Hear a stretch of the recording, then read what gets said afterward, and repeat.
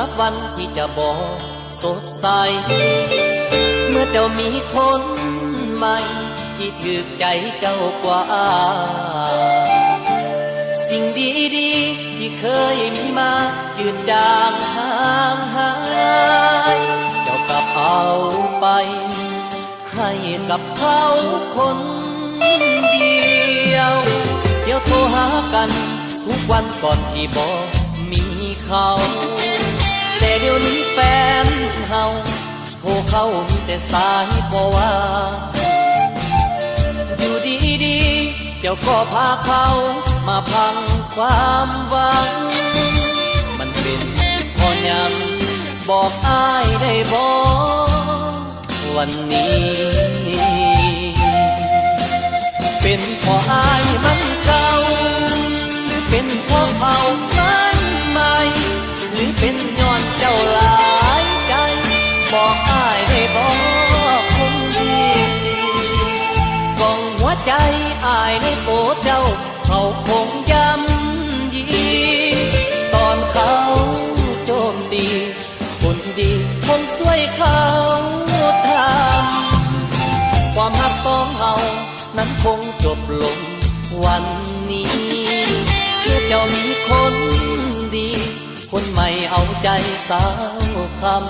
ำความเจ็บได้เจอที่ผ่านมาสิถือเป็นกรรมที่เราเคยทำเอาไว้ในปางสาบก่อน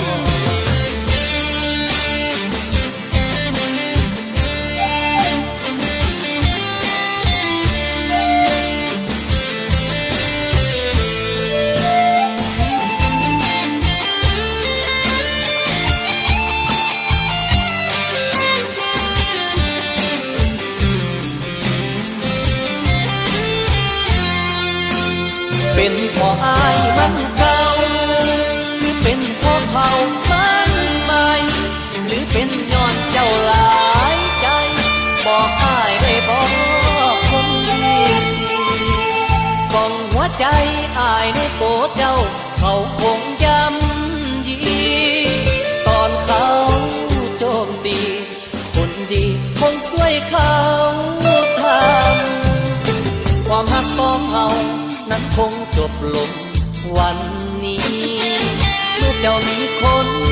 ดีคนใหม่เอาใจสาวค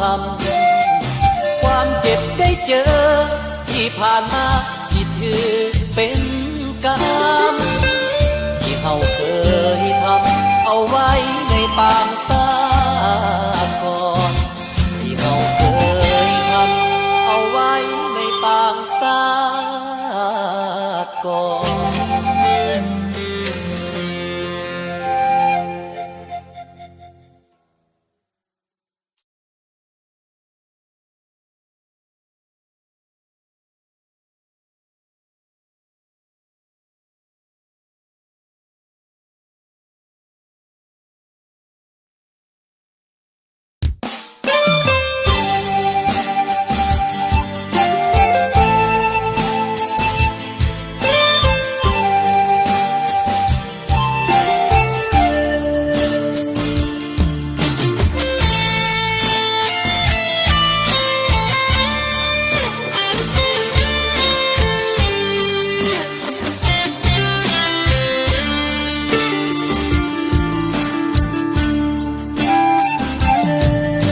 ความรักสองเฮา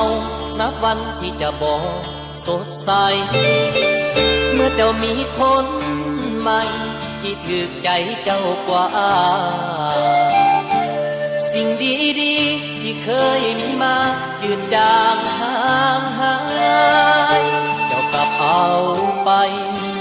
ให้กับเขาคนเดียวเที่ยวโทรหากันทุกวันก่อนที่บอกมีเขาแต่เดี๋ยวนี้แฟนเฮาโทรเข้ามีแต่สายบ่ว่าอยู่ดีๆเจ้าก็พาเขามาพังความหวังมันเป็นเพราะยังบอกอ้ายได้บอกวันนี้